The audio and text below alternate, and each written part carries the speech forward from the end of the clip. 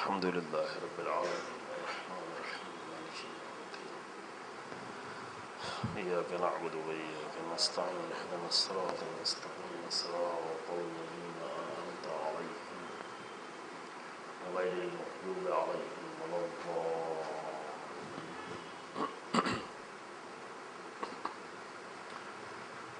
لا حول ولا قوة الا باللہ العلی العظیم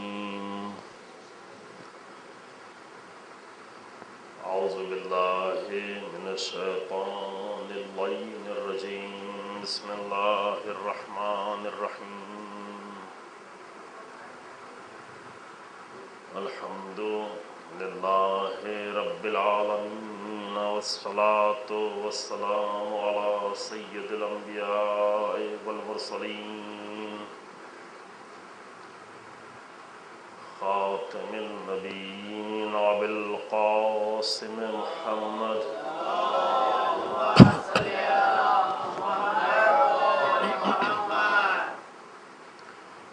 الصلاة والسلام على أهل بيته الطيبين الطاهرين المعصومين المظلومين الذين أذهب الله عنهم الرجس وطهرهم تطهيرا اللهم صل على محمد وآل محمد ولعنة الدائمة الباقية على أعدائهم أجمعين أما بعد فقد قال أمير المؤمنين عليه الصلاة والسلام ها هنا مصارع وشاق صلوات محمد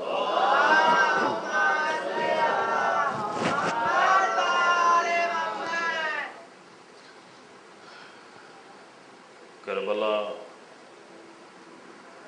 معراج عشق ہے، اس عنوان سے جو یہ گفتگو کا سلسلہ ہے، اس میں امیر المومنین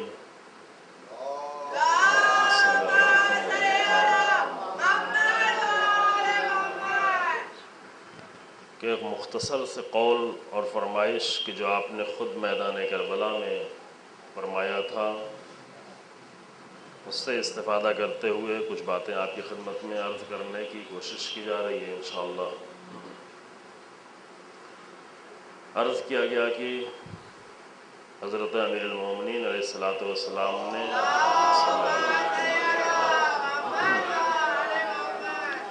کربلا کے واقعے کے پیش ہونے کے بہت پہلے سے تقریباً 23 سال پہلے ہی کربلا والوں کے لیے جو لقب انتخاب کیا، کربلا کے شہداء کے لیے جس لقب کا انتخاب کیا اور جس لقب سے انہیں نوازا، وہ عاشق کا لقب تھا۔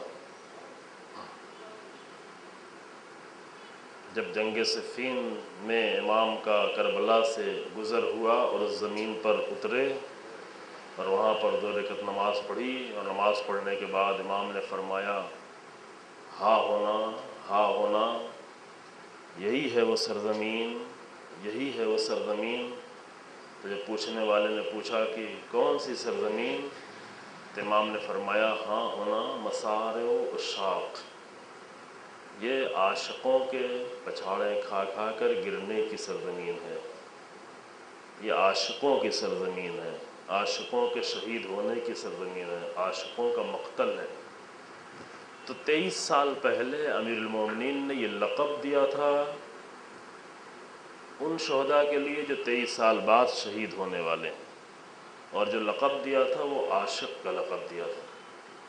اسی لیے یہ موضوع آپ کے سامنے رکھا گیا کہ شاید کچھ باتیں آپ کے سامنے عرض کی جا سکیں، کہ البتہ یہ صرف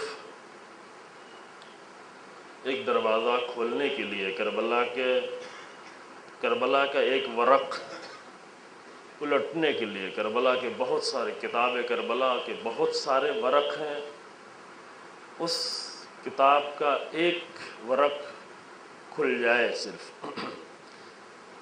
ہم یہ دعویٰ نہیں کرتے کہ آپ کے سامنے ہم پورا ورق پڑھ دیں گے، ایک ورق پڑھ پانا کربلا کا ہمارے بس کی بات نہیں ہے، کم سے کم ہمارے اندر اتنی توانائی نہیں ہے کہ ہم کتاب کربلا کا ایک کامل ورق آپ کے سامنے پیش کر سکیں۔ میں صرف آپ کو دکھانا چاہتا ہوں کہ کتاب کربلا کا ایک ورق یہ بھی ہے، اور وہ کیا ہے کہ کربلا میں جو کچھ بھی انجام دیا جا رہا ہے وہ عاشقانہ طور پر انجام دیا جا رہا ہے۔ میدان کربلا میں عشق کی منزلیں طے کرنے والے آئے ہیں، عشق کے میدان کو جیتنے والے آئے ہیں، عشق کی بلندیوں کو طے کرنے والے لوگ آئے ہوئے ہیں، لہذا امام نے ان کو عاشقوں کا لقب دیا۔ ایک جملہ میں مختصر طور پر آپ کے سامنے عرض کروں، جس کی طرف توجہ آپ کریں گے پھر ہم اپنے اس مطلب تک آ جاؤں کہ دیکھیں کربلا ایک تاریخ کا بہت ہی اہم واقعہ ہے، اس سے کسی کو بھی انکار نہیں ہے، نہ فقط شیعہ بلکہ جنہوں نے بھی ذرا سا کربلا کا آ کر مطالعہ کیا ہے وہ اس بات کا اعتراف کرنے کے لیے مجبور ہیں کہ کربلا تاریخ کا ایک اہم واقعہ ہے، اگرچہ بہت ہی کم زمان میں پیش آیا۔ واقعہ کربلا جو پیش آیا اصل ماجرا شہادت کا وہ چند گھنٹے کا ماجرا ہے، ایک مختصر سی سرزمین پر پیش آیا کہ اگر پورے دنیا کے میپ میں جا کر کربلا آپ ڈھونڈیں اور وہاں پر نشان لگانا چاہیں تو شاید آپ سوئی کی نوک سے بھی نشان نہ لگا سکیں، کیونکہ اگر سوئی کی نوک سے بھی نشان لگائیں گے تو وہ نشان کربلا کے میدان سے بڑا ہو جائے گا۔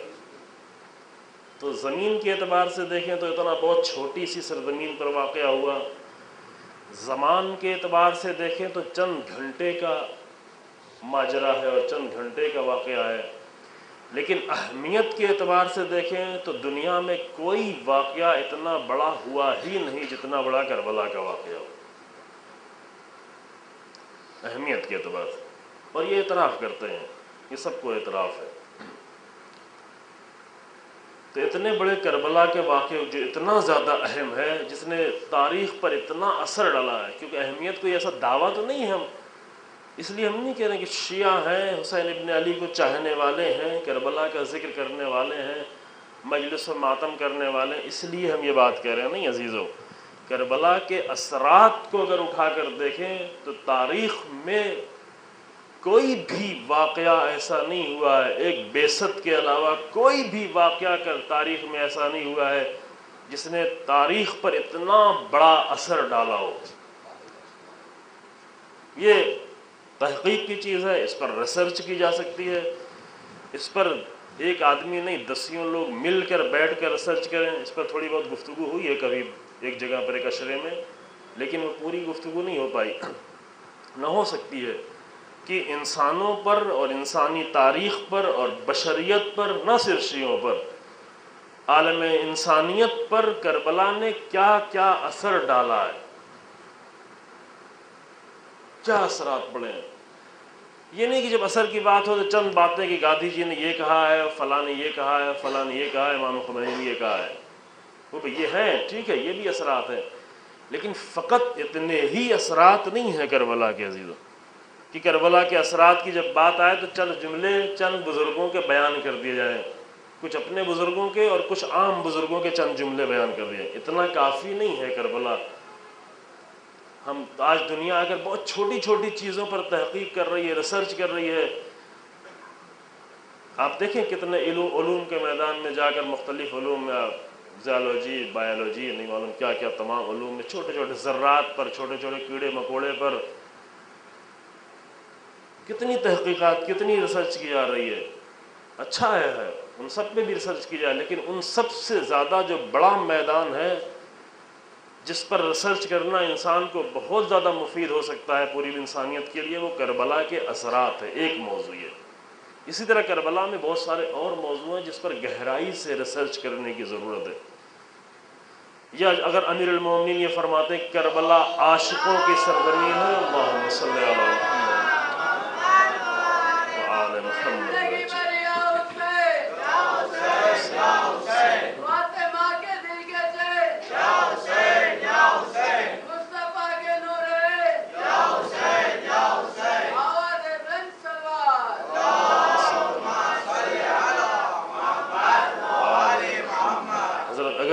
اتنی عظیم ذات آ کر، امیر المومنین جیسی ذات اگر کربلا کے شہیدوں کا جو لقب دیتی ہے وہ عاشقوں کا لقب دیتی ہے، تو اس پر تحقیق کی ضرورت ہے۔ یہ 10 دن کی 9 دن کی مجلسیں کافی نہیں ہیں عزیزوں، اور ہم جیسے ناقص اور بے علم انسان کی زبانی، اگر اس پر ریسرچ کی جائے، اچھے طریقے سے ریسرچ کی جائے کہ کن اعمال کی بنیاد پر 23 سال پہلے علی ابن ابی طالب نے کربلا والوں کو عاشق کہہ کر پکارا ہے، کیوں کہا یہ عاشقوں کی سرزمین ہے۔ تو یہ ساری باتیں میں اس لیے کہہ رہا ہوں کہ جب اتنا اہم واقعہ تاریخ کا پیش آیا تو اس پر نگاہ ہے لوگوں کی، اس میں کوئی شک نہیں کہ نگاہ ہے، لیکن اہم نقطہ یہاں پر یہ ہے کہ نگاہ کا زاویہ کیا ہے، کس زاویے سے کربلا پر ہم نگاہ کر رہے ہیں۔ یہاں پر تھوڑی دیر کے لیے ٹھہریں، 1-2 منٹ کے لیے، پھر ہم اپنی منزل تک آ جائیں۔ زاویہ نگاہ سمجھ رہے ہیں نا، کس اینگل سے ہم کربلا کی طرف دیکھ رہے ہیں، اور کوئی لفظ اس کے لیے پوائنٹ آف ویو آپ کہہ سکتے ہیں، کس پوائنٹ آف ویو سے ہم کربلا کو دیکھ رہے ہیں، کس اینگل سے دیکھ رہے ہیں، کس زاویہ نگاہ سے ہم کربلا کو دیکھ رہے ہیں۔ جس زاویہ نگاہ سے کربلا کو دیکھیں گے کربلا ویسی ہی نظر آئے گی، اس پر توجہ کریں کہ کربلا کو جس نقطۂ نگاہ سے، جس زاویہ نگاہ سے آپ دیکھیں گے ویسی ہی کربلا آپ کو نظر آئے گی۔ یہ مسجد آپ باہر سے دیکھیں گے تو ایک اور زاویے سے آپ دیکھ رہے ہیں، مسجد کچھ اور نظر آئے گی، اندر سے جا کر دیکھیں تو مسجد کچھ اور نظر آئے گی، ادھر مغربی حصے کی طرف سے جا کر دیکھیں گے تو مسجد کچھ اور نظر آئے گی، مشرقی حصے کی طرف سے جا کر دیکھیں گے تو مسجد کچھ اور، مسجد ایک ہی ہے لیکن جہاں سے انسان اس کو دیکھتا ہے ویسی مسجد اس کو نظر آتی ہے، اور ایک انسان جو اس کو تمام زاویوں سے آ کے دیکھتا ہے تو پھر کامل مسجد کا خیال اس کے ذہن میں آتا ہے، پوری مسجد یہ ہے، ممکن ہے آنکھ سے نہیں دیکھ رہا ہو لیکن پوری مسجد پر اس کو تسلط ہے۔ مثلا آرکیٹیکٹ بنوانے والے وہ پورا بننے سے پہلے ہی مسجد کے پورے نقشے کو دیکھ چکے، مسجد بنے گی تو یہ بنے گی ایک کامل زاویہ نگاہ سے۔ تو یہ نقطہ بہت اہم ہے، یہ مثال میں دے رہا ہوں کہ کسی ظاہری چیز کو بھی جب آپ دیکھیں گے تو جس زاویہ نگاہ سے دیکھیں گے ویسا ہی نظر آئے گا۔ الگ الگ نگاہ سے لوگوں کو الگ الگ کربلا نظر آتی ہے۔ اگر ہم کربلا کو جا کر حسین ابن علی کی نگاہ سے دیکھیں، اللہ اکبر، محمد وال محمد صلی اللہ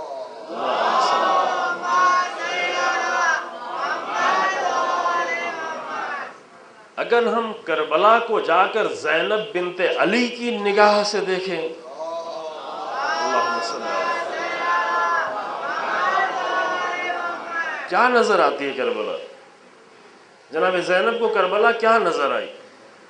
یہ پہلے یہاں پہ عرض کیا جا چکا ہے، میں اشارہ کر کے آگے بڑھ جاؤں، تفصیل میں نہیں جانا۔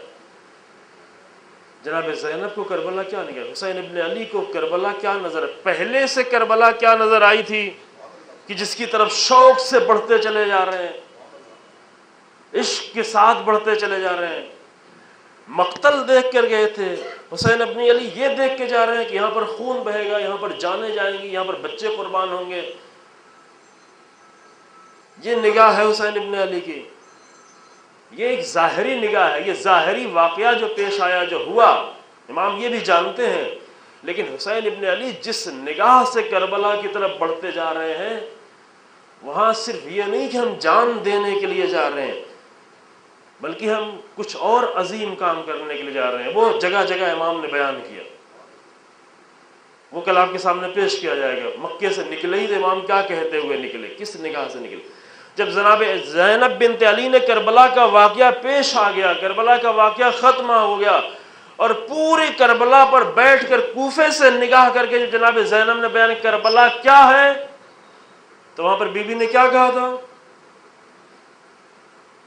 یہ آپ بول سکتے ہیں چونکہ یہ پہلے بیان کیا جا چکا ہے۔ ایک جملے میں جناب زینب نے پوری کربلا کو کیا بتایا؟ کہا کہ کربلا حسن ہے، کربلا جمال ہے،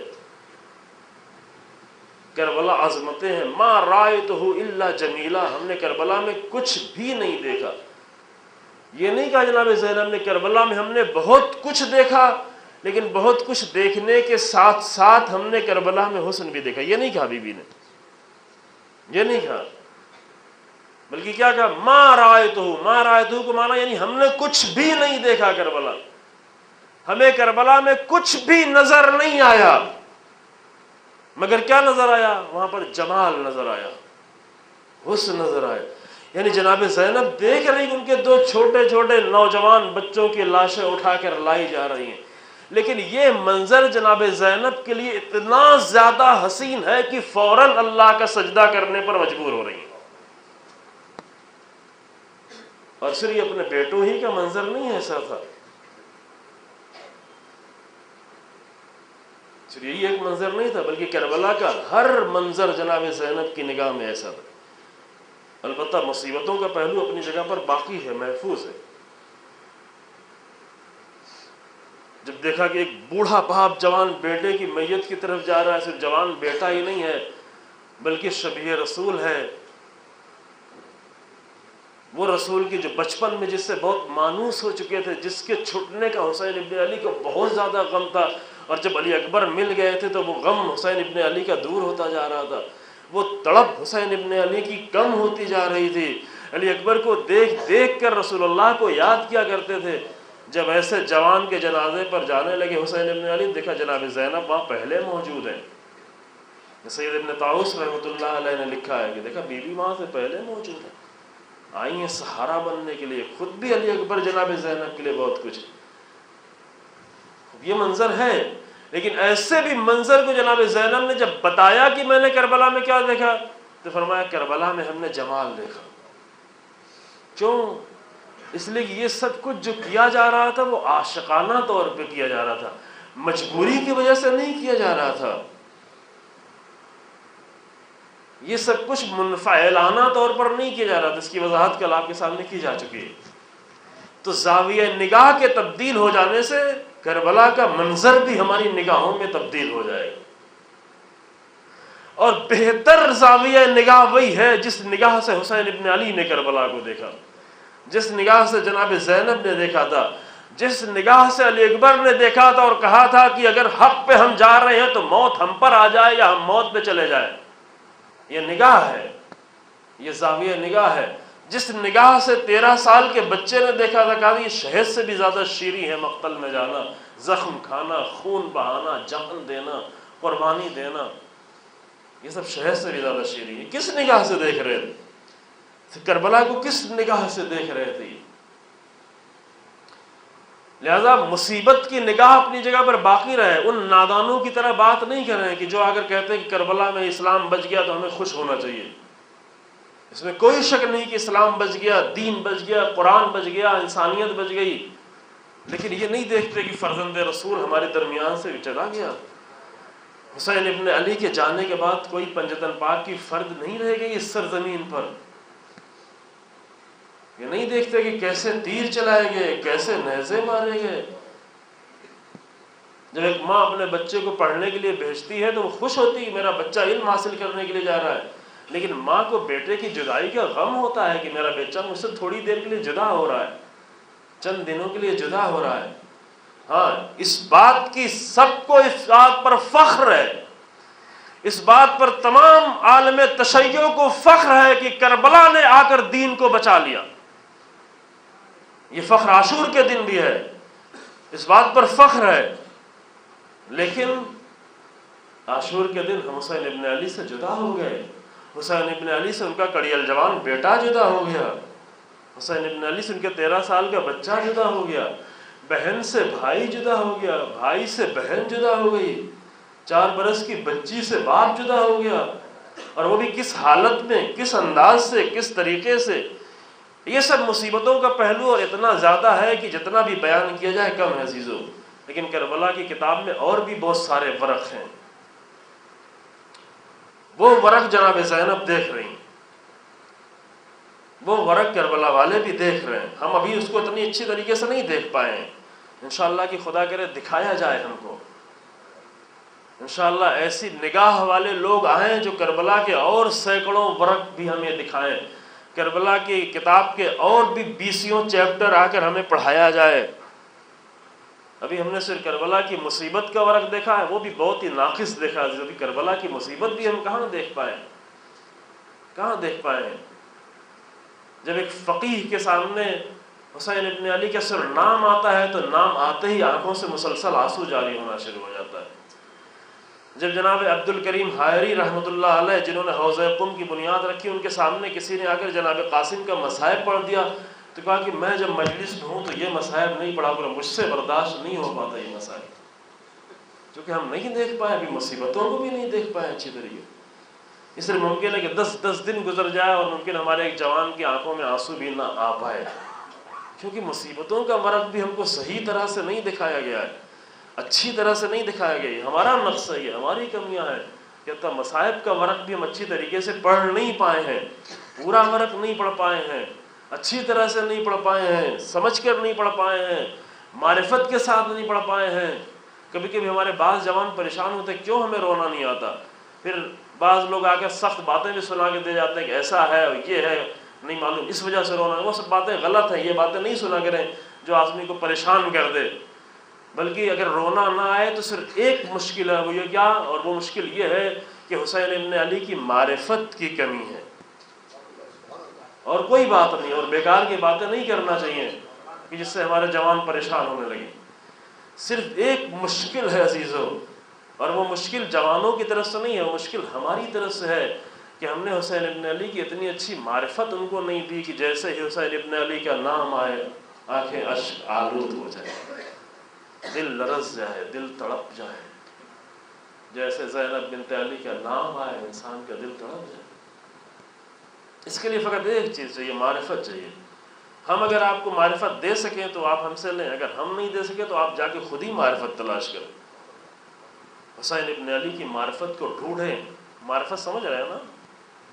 معرفت یعنی صحیح پہچان، کامل پہچان، اچھی پہچان، اچھی طرح سے حسین ابن علی کو پہچاننا، اچھی طرح سے کربلا والوں کو پہچاننا، اچھی طرح سے جناب زینب کو پہچاننا. تو یہ نگاہ ہے کہ ہم آ کر دیکھیں حسین ابن علی کربلا کو کس زاویے سے دیکھ رہے ہیں، جناب زینب کس زاویے سے دیکھ رہے ہیں، علی اکبر کس زاویے سے دیکھ رہے ہیں، جناب عباس ابو الفضل العباس کربلا کو کس زاویے سے دیکھ رہے ہیں، کہ سب آ کر حسین ابن علی کو مشورہ دے رہے ہیں، لیکن عباس ابن علی نے ایک مشورہ بھی نہیں دیا. یہ زاویہ نگاہ کا فرق تھا. عبداللہ ابن عباس بھی کربلا کو دیکھ رہے تھے، کہہ رہے تھے مارے جائیں گے. حسین ابن علی اگر آپ گئے تو قتل کر دیے جائیں گے، شہید کر دیے جائیں گے، دیکھ رہے تھے وہ. عبداللہ ابن جعفر کربلا کو دیکھ رہے تھے، کہہ رہے میرے آقا اگر آپ چلے جائیں گے تو نور خدا بجھ جائے گا زمین پر، آپ نہ جائیں. عبداللہ ابن عمر بھی کربلا کو دیکھ رہے تھے، اتنا وہ بھی جانتے تھے حسین ابن علی گئے تو شہید کر دیے جائیں گے.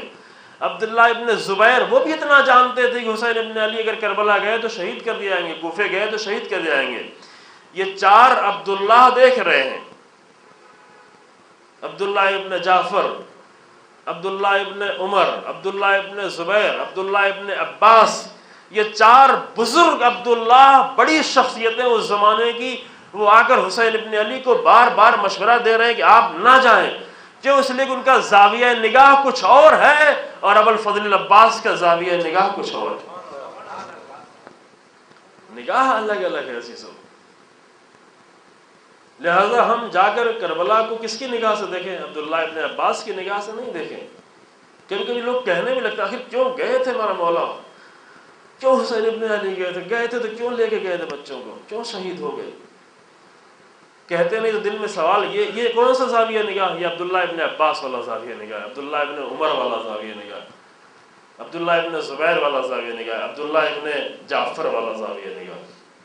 لیکن اگر ابو الفضل العباس کی نگاہ سے دیکھیں تو فقط جانا ہے، فقط ایک عمل انجام دینا ہے، کیا؟ کہ جو بھی میرا آقا کہے اس پر ہمیں انجام دینا ہے، اطاعت. اتنا مطیع ہے. اگر عباس ابن علی کو پہچاننا ہے تو کہاں سے جا کے پہچانے؟ اس ایک کلمے سے جو زیارت میں موجود ہے. فوراً سلام کرنے کے بعد جو کلمہ آتا ہے کیا؟ السلام علیک یا ابا الفضل العباس ابن امیر المومنین المطیع للہ ولرسولہ. اللہم صل علی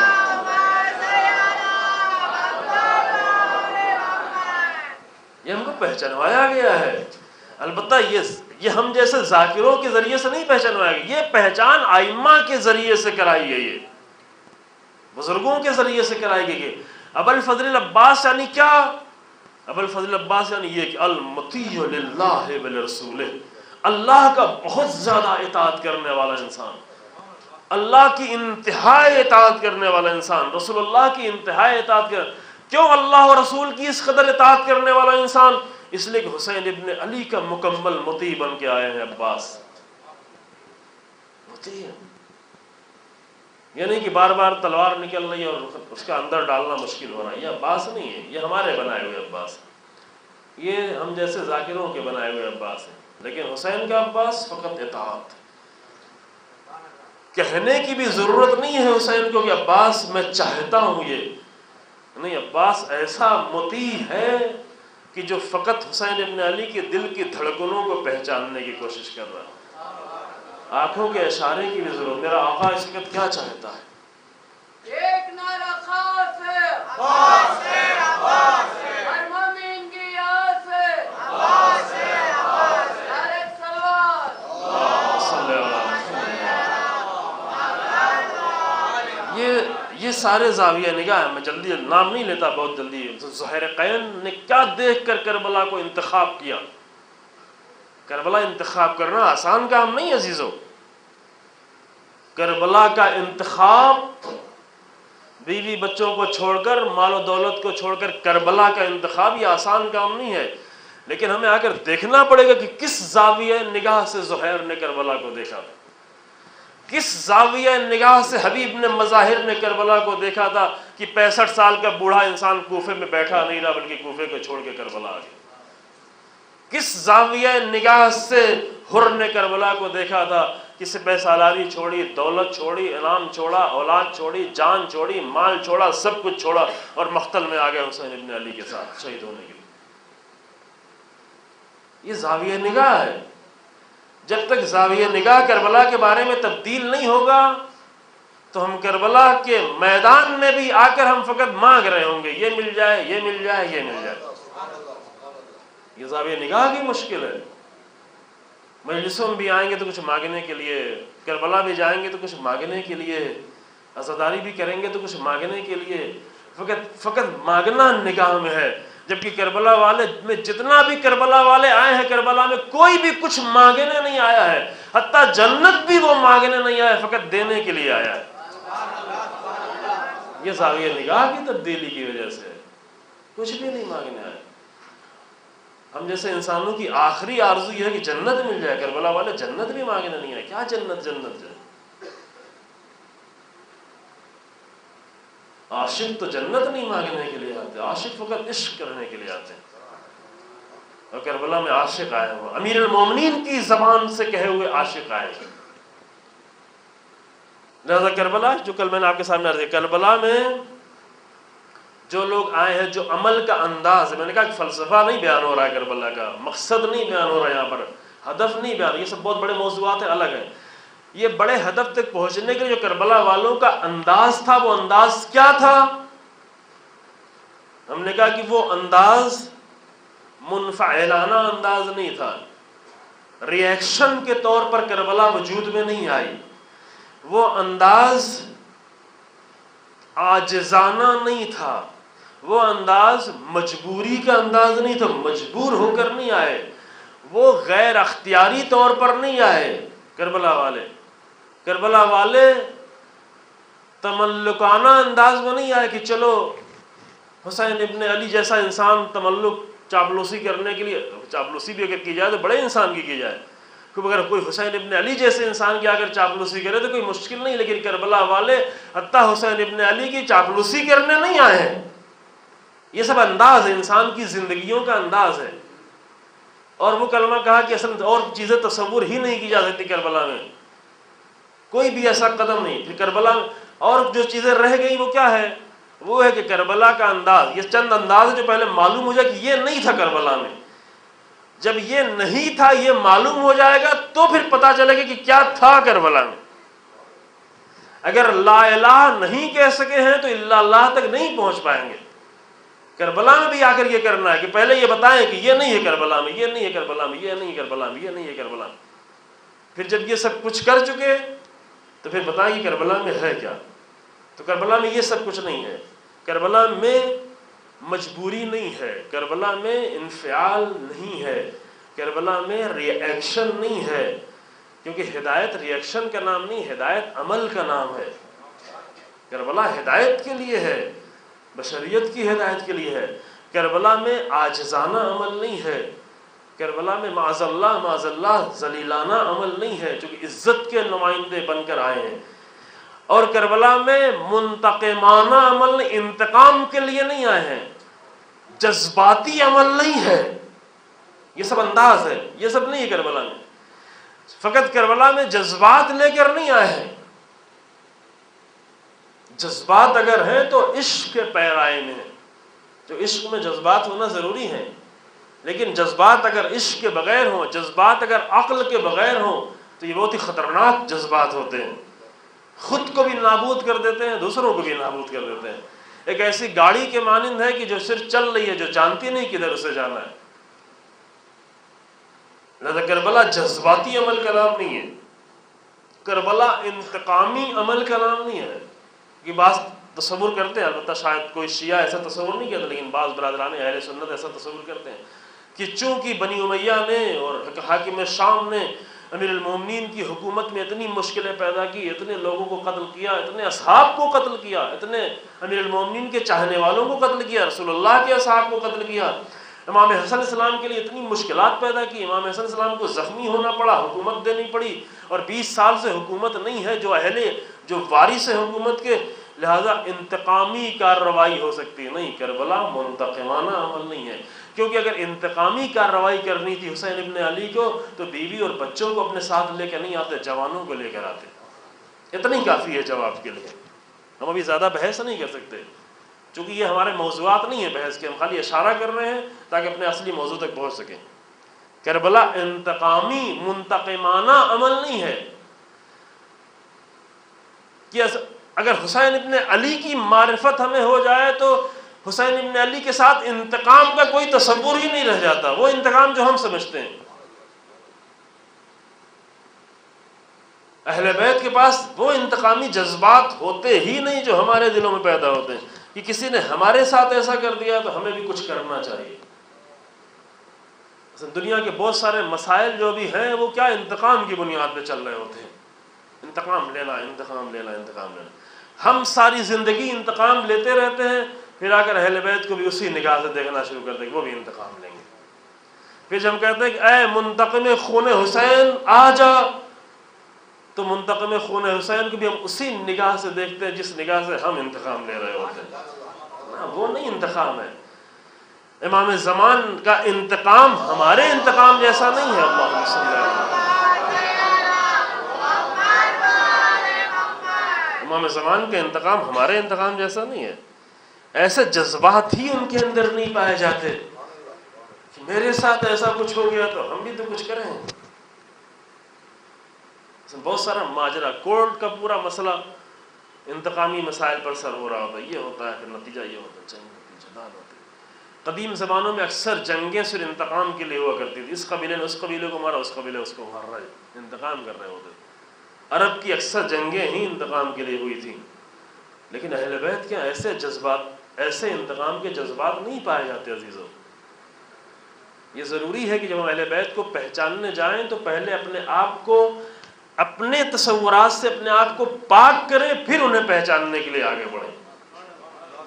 ایک تصور اور فکر کی پاکیزگی کی ضرورت ہے اہل بیت کی معرفت کے لیے. ہم سب کو، ہم ذاکروں کو بھی، ہم سننے والوں کو بھی، سب کو ضرورت ہے کہ اپنے ان تصورات کو شاعری کی حد تک نہیں ہے. لیکن میں نہ ذاکری نہیں کر رہا ہوں، خطابت نہیں کر رہا ہوں کہ شاعری میں آ کر کہیں کہ ہاں پہلے پاک کریں تو امیر المومنین کا نام لیں، زبان کو پاک کریں تو علی بن ابی طالب کا نام لیں، روح کو پاک کریں تو رسول اللہ کا نام لیں. یہ شاعری والی باتیں الگ ہیں. یہ ایک حقیقت ہے کہ اگر معرفت چاہیے ہے اہل بیت کی تو جن خیالات میں ہم زندگی بھر جی رہے ہیں ان سے اپنے آپ کو بلند کریں، اس سے پاک کریں، پھر اہل بیت کی معرفت کے لیے قدم اٹھائیں. کیونکہ اگر انہی تصورات کے ساتھ اہل بیت کی معرفت حاصل کرنے جائیں گے تو بہت ہی غلط معرفت حاصل ہو جائے گی. جیسے اللہ کے لیے کہا کہ اللہ کی معرفت کے لیے جب بھی آپ اٹھیں تو کیا کریں؟ پہلے پاک کریں. سب سے زیادہ جو لفظ انجام دیا جاتا ہے اور پڑھا جاتا ہے نمازوں میں، اور جو جس کو تسبیح کہا گیا، اصل تسبیح کو تسبیح کیوں کہا گیا ہے؟ ہم کہتے ہیں تسبیح پڑھ رہے ہیں، کہتے ہیں کس کی تسبیح؟ کہا کہ اللہ اکبر کی تسبیح پڑھ رہے ہیں. اللہ اکبر کی تسبیح نہیں ہوتی.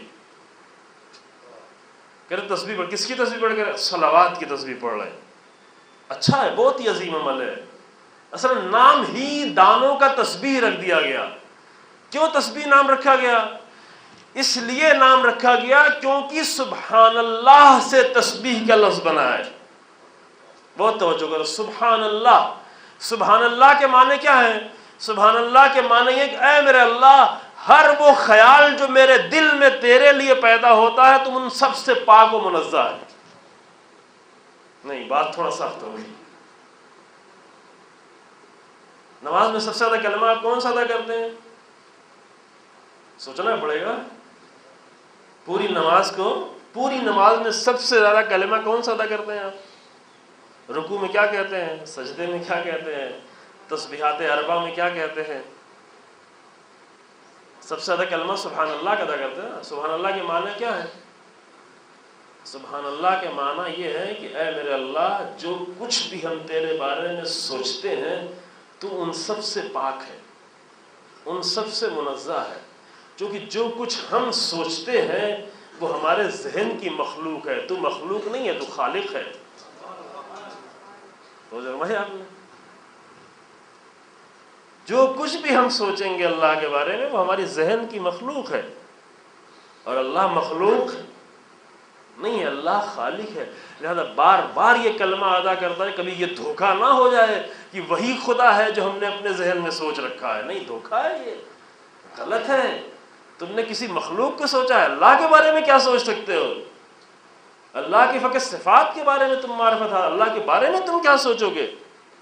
لہذا بار بار یہ کلمہ ادا کرو. اللہ کی معرفت کے لیے ضروری ہے کہ بار بار یہ کلمہ ادا کر. سبحان اللہ عما یصفون.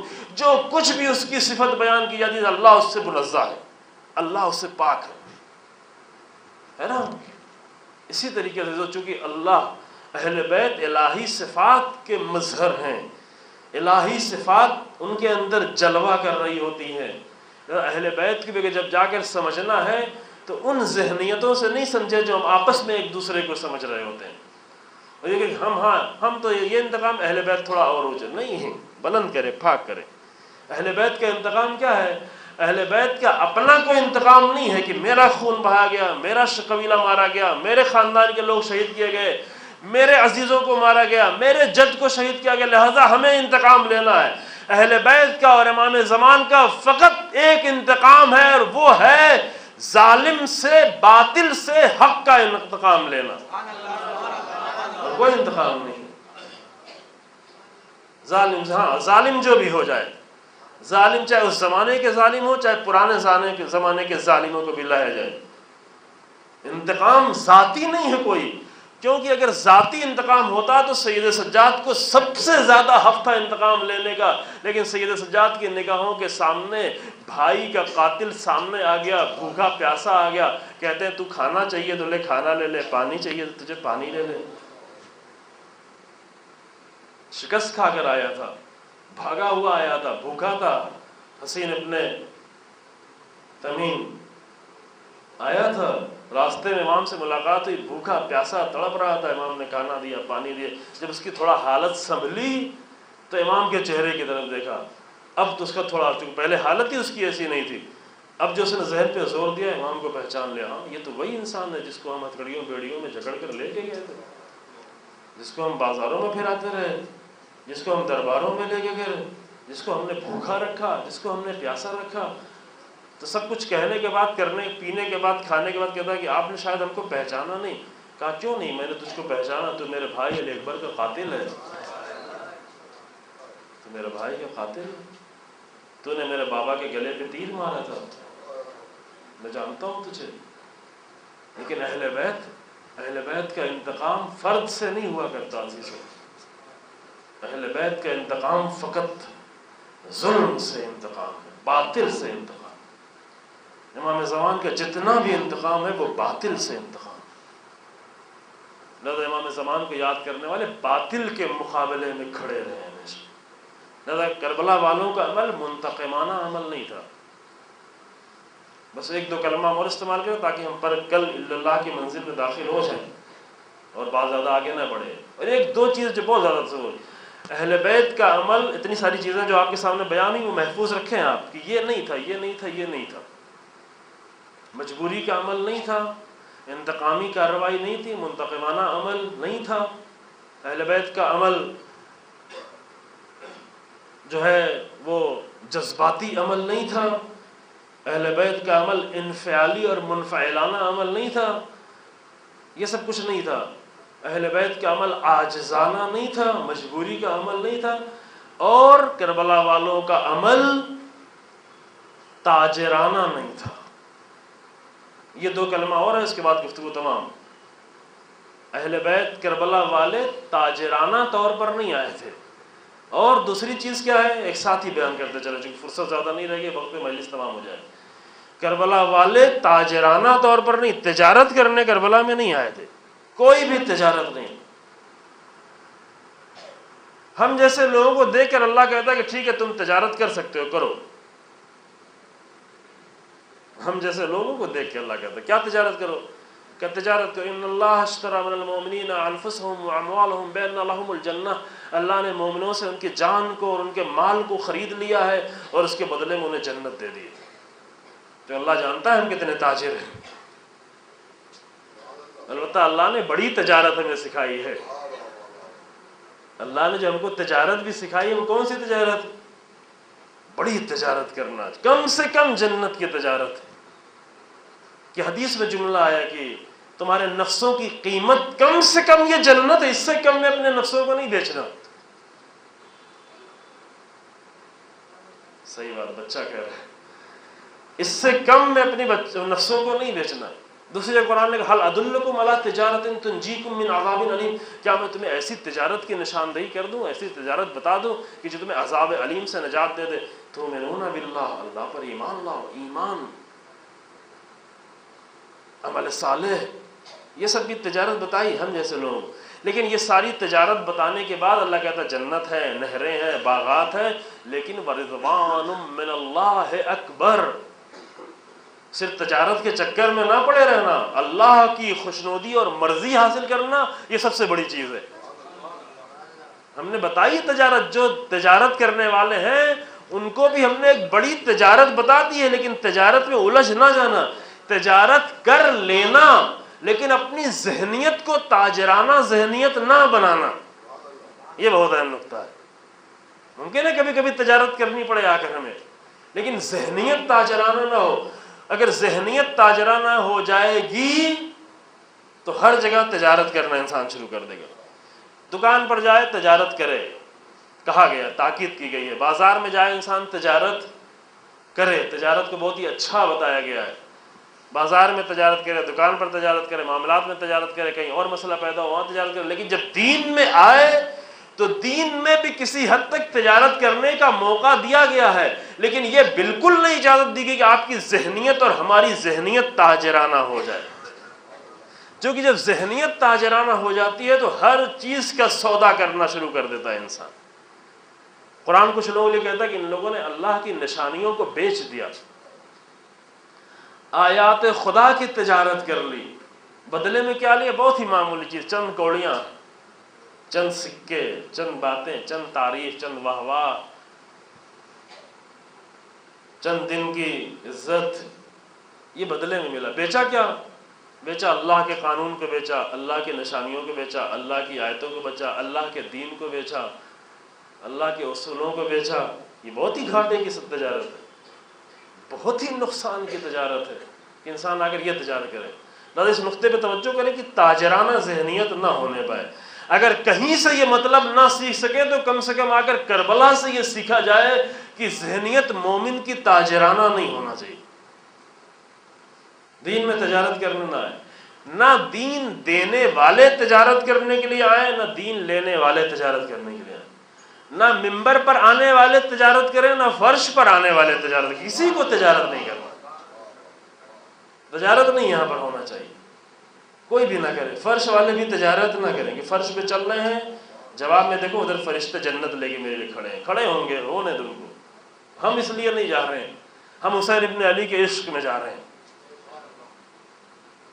نگاہ بدل گئی، ایک فرشتے نہیں 10 فرشتے کھڑے ہوں، ایک جنت نہیں 10 جنت لے کے کھڑے ہوں، دینے دیں ان کو، لیکن ہم اس لیے نہیں فرش عزا پر آ رہے ہیں، ہم عشق حسین ابن علی میں آ رہے ہیں۔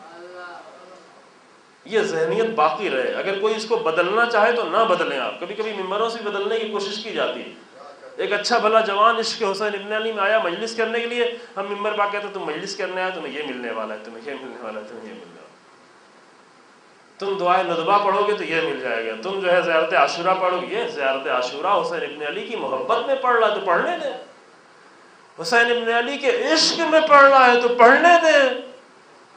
عشق میں جو زیارت عاشورہ پڑھی جائے گی وہ زیارت عاشورہ کچھ اور ہوگی، تجارت میں جو پڑھی جائے گی وہ کچھ اور ہوگی، تو کیوں عاشقوں کو تاجر بنانے پہ تلے ہوئے ہیں؟ خدا کے لیے یہ کام نہ کریں۔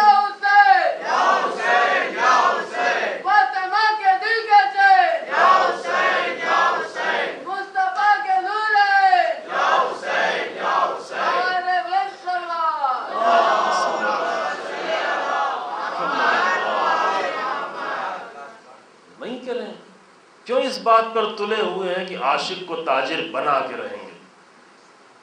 اگر کوئی اس بات پر تلا ہوا ہو کہ عاشق کو تاجر بنا کے رہے گا تو آئیں ہم اس بات پر تل جائیں کہ تاجروں کو عاشق بنا کے رہیں گے، کریں، کوشش کریں، کیونکہ میدان کربلا عشق کی سرزمین ہے، عاشقوں کی سرزمین، لہذا کربلا تاجرانہ سرزمین، تجارت کی سرزمین نہیں ہے۔ کربلا خوف زدہ لوگ نہیں آئے، خائفانہ انداز نہیں ہے کربلا کا، تاجرانہ انداز نہیں۔ اب میں اس کو کھولنے نہیں جا رہا ہوں کیونکہ واقعا پہلے باتیں ہو بھی چکی ہیں، آپ کسی طرح متوجہ بھی ہیں۔ میدان کربلا میں تاجر اور خائف لوگ آئے ہیں، لیکن ادھر نہیں، ادھر۔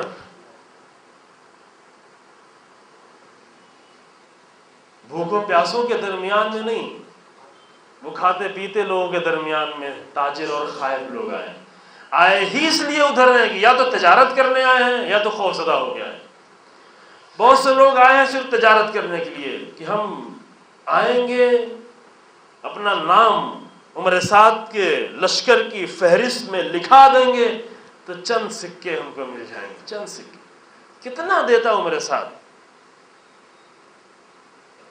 30,000 کے لشکر کو عمر سعد کتنا دے سکتا تھا؟ پوری زندگی بھر کا سامان فراہم کر دیتا نہیں، چند سکے، کسی کو 2 سکہ، کسی کو 4 سکہ، کتنے کم میں بیچا ہے انہوں نے، اللہ اکبر، اور کتنے کم میں کبھی کبھی دوسرے بھی بیچنے کو تیار ہو جاتے ہیں، کتنے کم میں۔ کم سے کم اتنا تو دیکھ لے کہ کس کو بیچنے کے لیے جا رہے ہیں، کتنے کم میں بیچا۔ جناب زینب کی چادر کوئی کیوں لوٹ رہا ہے؟ اس لیے نہیں لوٹ رہا ہے کہ اس کی بہت قیمت ہے، یقیناً بہت قیمت ہے، لیکن فرشتوں کی نگاہ میں یقیناً جناب زینب کی چادر کی قیمت بہت زیادہ ہے، لیکن اللہ کی نگاہ میں، رسول اللہ کی نگاہ میں، مومنوں کی نگاہ میں، لیکن عمر سعد کے لشکر کی نگاہ میں جناب زینب کی چادر کی کوئی قیمت نہیں ہے۔ وہ فقط اس لیے چادر لوٹ رہا ہے کہ یہ چادر لے جائیں گے تو دلیل کے طور پر پیش کریں گے کہ ہم بھی کربلا میں گئے تھے، تو نتیجے میں ہم کو چند سکے مل جائیں گے۔ اللہ اکبر، کیسا سودا کیا جا رہا ہے۔ جب تجارت کرنے والے تجارت کرنا شروع کرتے ہیں تو چھوٹی چھوٹی تجارت کرتے کرتے، دین میں البتہ، باہر کے ہم نہیں کہہ رہے ہیں، دنیا کے مسائل میں، زندگی کے مسائل میں تجارت بہت اچھی چیز ہے، لیکن جب دین کے مسائل میں لوگ تجارت کرنا شروع کرتے ہیں تو چھوٹی چھوٹی تجارت کرتے کرتے بہت بڑی بڑی تجارت کرنا شروع کر دیتے ہیں۔ پھر قوموں کی تجارت کر لیتے ہیں، قوم کی عزت کی تجارت کر لیتے ہیں، جوانوں کی تجارت کر لیتے ہیں، عزیزوں کی تجارت کر لیتے ہیں، عزاخانوں کی تجارت کر لیتے ہیں، اوقاف کی تجارت کر لیتے ہیں، مسجدوں کی تجارت کر لیتے ہیں، سب تجارت کر لیتے. کیوں؟ اس لیے کہ شروع تو کیا تھا چھوٹی تجارت کرنے، لیکن اب بڑے تاجر ہو گئے دین کے بڑے تاجر. عمر سعد پہلے اتنا بڑا تاجر نہیں تھا، لیکن کربلا آتے آتے بہت بڑا تاجر بن گیا. کس کا تاجر بن گیا؟ یہاں تک کہ حسین ابن علی کے خون کا تاجر بن گیا. کس کے بدلے میں تو نے حسین ابن علی کے خون کو بیچا؟ شہر رائے کی حکومت کے بدلے. اتنا بس. جس حسین پر پوری دنیا قربان ہو جائے، حسین کی ایک سانس پر پوری دنیا قربان ہو جائے، حسین کے ایک کلام پر پوری دنیا قربان ہو جائے، اس حسین کے خون کو عمر سعد نے کس کے لیے بیچا؟ صرف شہر رائے کی حکومت کے لیے، کہ وہاں تک نہیں پہنچ سکا. کربلا کے میدان میں حسین ابن علی نے آواز دی، اے عمر سعد تجھے شہر رائے کا گندم نصیب نہیں ہوگا، سمجھ لے. لیکن اب وہ اتنا آگے بڑھ چکا تھا کہ امام سے آ کر اللہ اکبر بد کلامی کرتا ہے، توہین کرتا ہے، کہتا ٹھیک ہے اگر ہمیں گندم نصیب نہیں ہوگا تو ہم جو پر اکتفا کر لیں گے. کیونکہ اتنا آگے بڑھ چکے. بعض لوگ اتنے آگے بڑھ چکے ہیں، پیچھے ہٹنا ان کے لیے ممکن نہیں ہوتا. آگے بڑھ چکے ہیں، ممکن نہیں رہ گیا. تو ایسے لوگوں سے بچیں. ہر دور میں ایسے لوگوں سے بچا جائے کہ جو تجارت کرتے کرتے اتنا آگے بڑھ چکے ہیں کہ پیچھے ہٹنے آنے کا چانس ان کا ختم ہو گیا ہے. اپنے جوانوں کو بچائیں، اپنے بچوں کو بچائیں کہ کہیں ایسا نہ ہو کہ وہ بھی دین کے تاجر بن جائیں. کہیں ایسا نہ ہو کہ وہ حسین ابن علی کے خون کے تاجر بن جائیں. کہیں ایسا نہ ہو کہ حسین ابن علی کے مقصد کے تاجر بن جائیں، کہ جو خون کی تجارت سے بھی زیادہ سخت ہے. بس تمام کی گفتگو عزیزوں، وقت پورا ہو گیا. تو کربلا تجارت کے سر، کربلا میں تاجرانہ عمل نہیں تھا، کربلا میں خائفانہ عمل نہیں، خوف میں نہیں آئے تھے. بہت سارے لوگ کربلا میں ادھر اس لیے آئے تھے جو خوف زدہ، چاہتے نہیں تھے کہ آئے، لیکن ڈر رہے تھے. کس سے ڈر رہے تھے؟ عمر سعد سے ڈر رہے تھے، شمر سے ڈر رہے تھے، ابن زیاد سے ڈر رہے تھے، اپنے بچوں سے ڈر رہے تھے کہ میرے بچے مار دیے جائیں گے اگر ہم نہیں جائیں گے. مار دیے جائیں؟ تمہارے بچوں کو مار دیا جانا زیادہ مشکل ہے، حسین ابن علی کا شہید کر دیا جانا یہ زیادہ مشکل ہے. ہمارے بچے مار دیے جاتے تو مار دیے جائیں. لیکن کیوں آئے تھے؟ تجارت بھی نہیں کرنا چاہتے تھے، لیکن صرف خوف زدہ تھے. خوف کی وجہ سے، اب میں اس کو بیان نہیں کرنا چاہتا یہاں پر، کہ بہت سارا دین پامال کیا جاتا ہے صرف خوف کی وجہ سے. خوف زدہ ہے، عوام سے ڈرتے ہیں، لوگوں سے ڈرتے ہیں، ان سے ڈرتے ہیں، ان سے ڈرتے ہیں کہ کیا کریں گے، کیا کہہ دیں گے، یہ کہہ دیں گے، وہ کہہ دیں گے. کتنا خوف. کربلا منانے والوں، کربلا کا ذکر کرنے والے، کربلا کی یاد منانے والوں، آ کر دیکھو کہ کربلا میں کوئی خوف زدہ لوگ کربلا میں حسین ابن علی کے لشکر میں نہیں آئے ہیں. ہاں، خوف زدہ لوگ اگر آئے ہیں تو عمر سعد کے لشکر میں آئے ہیں. کوئی بھی لالچی حسین ابن علی کے لشکر میں نہیں آیا ہے. لالچی لوگ اگر آئے ہیں تو عمر سعد کے لشکر میں آئے ہیں. یہ کربلا کی عظمتیں ہیں، یہ کربلا کے ورق ہیں. یہ سب کیا تھا؟ یہ سب یہ تھا کہ کربلا میں یہ سب کچھ نہیں تھا. پھر کربلا میں کیا تھا؟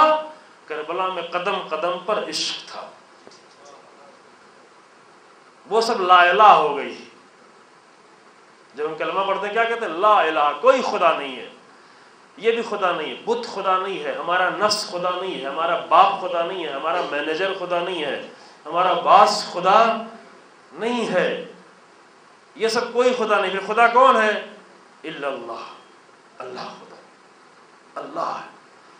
پہلے سب کی خدائی کا، ایسی تو نہیں ہے کہ لا الہ الا اللہ فقط زبان سے کہہ دیا مسلمان ہو گئے. اتنا آسان تو نہیں مسلمان ہونا بقول علامہ اقبال کے. یہ شہادت کہے الفت میں قدم رکھنا ہے. لوگ آسان سمجھتے ہیں مسلمان ہونا، اتنا آسان نہیں ہے. علامہ اقبال جانتے ہیں کہ کیا ہے یہ شہادت گہے الفت. الفت سمجھ رہے ہیں؟ عشق یعنی محبت. یہ شہادت گئے الفت میں قدم رکھنا ہے. لوگ آسان سمجھتے ہیں. جب تک کوئی عاشق نہ بن جائے مسلمان بن ہی نہیں سکتا عزیزوں.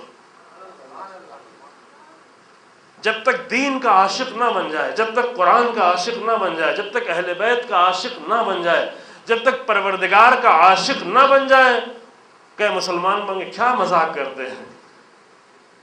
کیسی مذاق کی باتیں نہ کریں، ہو ہی نہیں سکتا. کربلا میں جو لوگ آئے تھے وہ عاشق آئے تھے. زینب بنت علی عشق الہی کی منزلیں طے کر رہی تھی.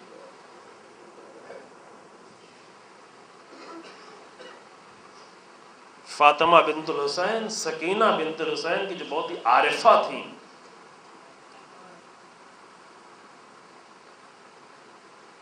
کہ عام طور سے ہم جناب رقیہ کو جناب سکینہ کے نام سے جانتے ہیں، نام ہے، مسئلہ اتنا نہیں ہے، لیکن جاننا ضروری ہے، کیونکہ آپ جب زیارت کرنے جاتے ہیں شام میں تو مشکل میں پڑ جاتے ہیں، مشکل میں وہاں جا کے پڑ جاتے ہیں، ارے ہم تو کیا کہہ رہے تھے، اب کیا ہوا، کم سے کم جانتے رہیں۔ اب نام لے رہے ہیں، مسئلہ نہیں، چونکہ نام بہرحال نام لینا اتنی بڑی بات نہیں، ہم عام طور سے جناب رقیہ کو جناب سکینہ کہتے ہیں، ہندوستان پاکستان میں صرف کہا جاتا ہے، اور کہیں پہ عراق میں، ایران میں، شام میں کہیں نہیں کہا جاتا۔ لیکن جب امام حسین کی بیٹی جناب سکینہ ایک عارفہ بیٹی، عرفان کی بلند منزلیں طے کرنے والی بیٹی، جانتی ہے کہ پروردگار سے عشق کیسے کیا جاتا ہے، مقصد سے عشق کیسے کیا جاتا ہے۔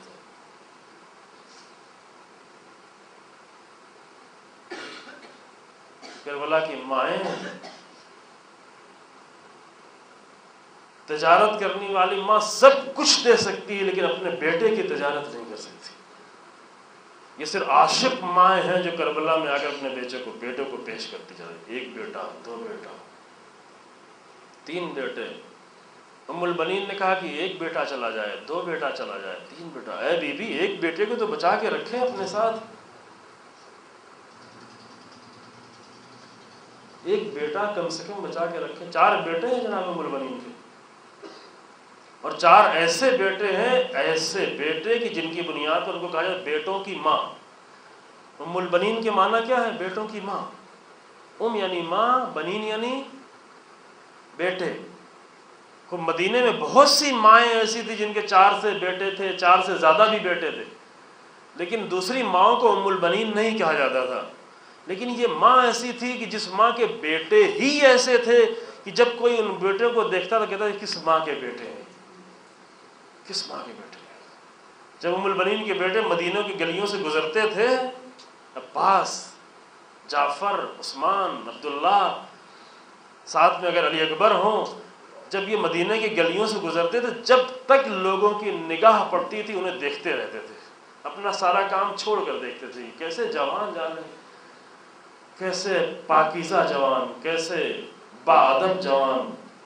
صرف چہرے کے حسن کو نہیں دیکھتے تھے عزیزو، ہم جب یہ باتیں کہتے تو عام طور سے لوگوں کے ذہن میں صرف چہرہ کے حسن آتا ہے، نہیں، چہرے کے حسن سے ان کے ادب کو دیکھتے تھے، ان کے اخلاق کو دیکھتے تھے، ان کے کردار کو دیکھتے تھے، یہ کیسے جوان جا رہے ہیں۔ ام البنین کو کیا اس بات کا حق نہیں ہے؟ چلیں ام البنین سے، ام البنین بہت بڑی ماں کا نام، ایک ماں جو کربلا نہیں آئی ہے لیکن کربلا میں بہت بڑا کردار اس نے ادا کر دیا،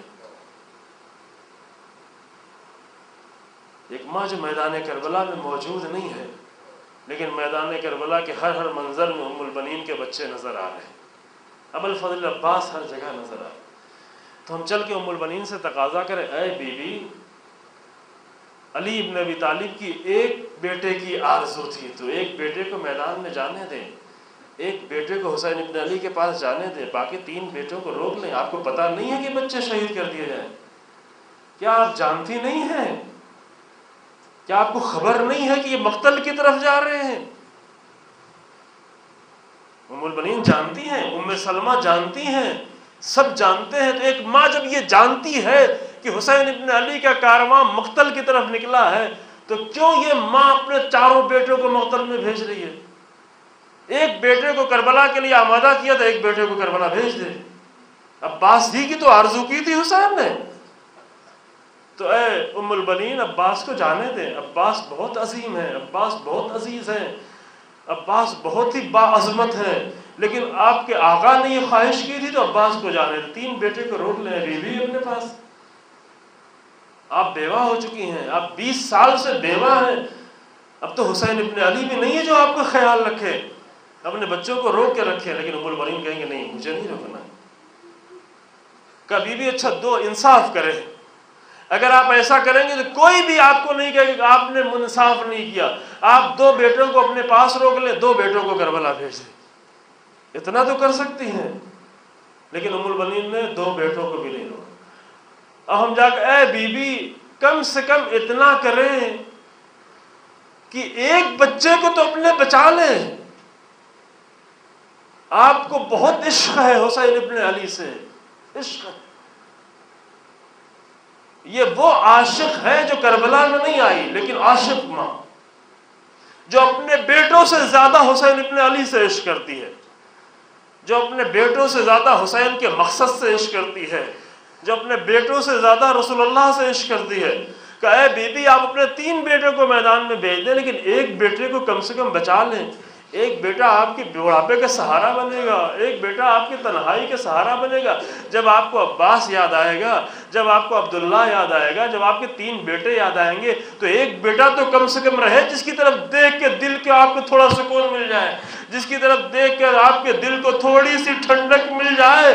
لیکن ام البنین عاشق ماں ہے، میدان کربلا میں جو نہیں ہے لیکن عشق کے میدان کو سر کرنا جانتی ہے، وہ ام البنین اپنے 4 بیٹوں کو بھیج دیتی ہے، اے میرے بچوں جاؤ، تم سب قربان ہونا، تم سب دین پر قربان ہونا، تم سب دین پر قربان ہونا، تم سب حسین ابن علی پہ قربان ہونا۔ اور سب کے سب قربان ہو بھی گئے، اور قربان ہونے کے بعد اس ماں نے ذرہ برابر ایک بار بھی نہیں کہا اے کاش کہ میں نے اپنے ایک بچے کو بچا لیا ہو۔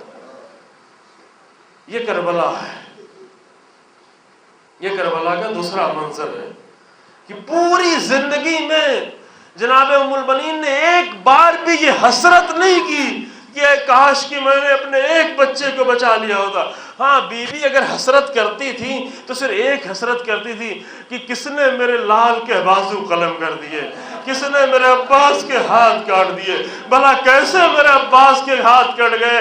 اے میرے لال اگر تیرے بازو موجود ہوتے تو کس میں مجال تھی جو تیرے قریب آتا۔ میں نے سنا ہے کہ میرے بیٹے کے ہاتھ کٹ گئے تھے اور اس کے سر پر گرز مار دیا گیا۔ اے میرے لال اگر تیرے بازو سلامت ہوتے تو کون تیرے سر کے قریب آتا، کون تیرے آقا کے قریب آتا، کون میرے مولا کے قریب آتا۔ انا للہ و انا الیہ راجعون۔ سیعلم الذین ظلموا ای منقلب ينقلبون۔ پروردگار ہمارے اس مختصر سے اعمال کو قبول فرما۔ پروردگار ہمیں زندگی کے تمام مراحل سے نکال کر عشق حسین ابن علی، عشق اہل بیت، عشق دین اور عشق خدا میں زندگی گزارنے کی توفیق عطا فرما۔ پروردگارہ ہمارے ناقص عبادتوں کو قبول فرما۔ پروردگارہ ہمارے ان تمام گناہوں کو معاف کر دے جو بہتر طور پر ہمیں دیداری کرنے سے روکتے ہیں۔ پروردگارہ ہمارے بہتر سے بہتر عزاداری حسین ابن علی کرنے کی توفیق عطا فرما۔